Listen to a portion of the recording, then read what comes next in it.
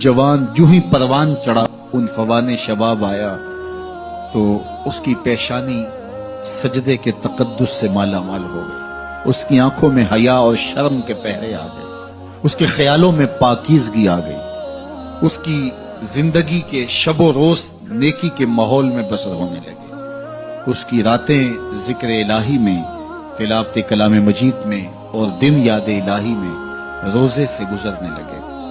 वो जवान जिसकी जवानी अल्लाह की इबादत में गुजरी, क्योंकि जवानी अगर इबादत में गुजर गई तो बुढ़ापा तो पुरनूर है ही है। सबसे मुश्किल मरहला जिंदगी का जवानी का है। शैतान ज्यादा वरगलाता है किसी शख्स को जब वो जवानी के मरहलों से गुजर रहा होता है।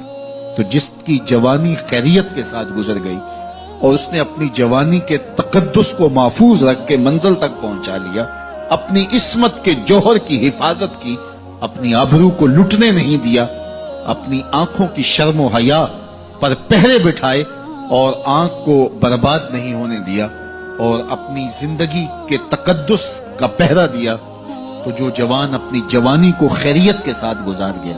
किसी ने कहा था ना, किताबे जीस्त का एक और बाब खत्म हुआ, शबाब खत्म हुआ, एक अजाब खत्म हुआ।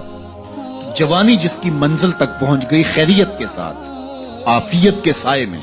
मुश्किल तो बड़ा है जवानी को मंजिल तक ले जाना, खैरियत के साथ, दागदार ना होने देना, जवानी के तकद्दुस को रुसवा ना होने देना, इस्मत के जौहर पे कालक ना लगने देना, ख्वाहिशात को गालिब ना आने देना। आसान काम तो नहीं है, मुश्किल काम है। लेकिन अगर कोई मुश्किल काट गया, जवानी के थोड़े से अय्याम में गुजार गया, अल्लाह अकबर। हजरत शेख खतली कहते हैं, दाता गंज बख्श अली हजवेरी अलैहि रहमा के मुर्शिद हैं, अद्दुनिया यौमुन वलना फीहा सौमुन। वो कहते हैं दुनिया एक दिन है, हम रोजा रख के गुजार रहे।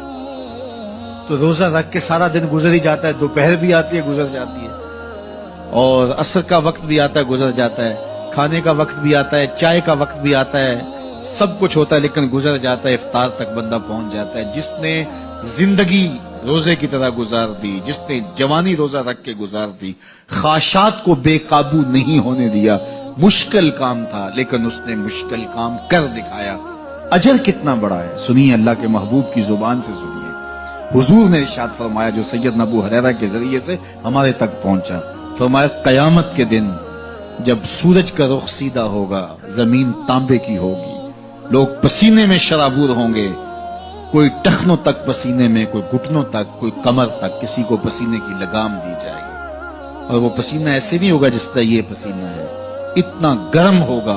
इब्ने रजब हम्बली कहते हैं, उस पसीने का एक कतरा अगर ओहद पहाड़ पे डाल दिया जाए तो वो पिघल जाए, इतना गर्म होगा, बदबूदार इतना होगा। एक कतरा दुनिया पे डाल दिया जाए, इंसान क्या जानवरों के दिमाग भी पट जाए। उस पसीने में लोग शराबूर होंगे।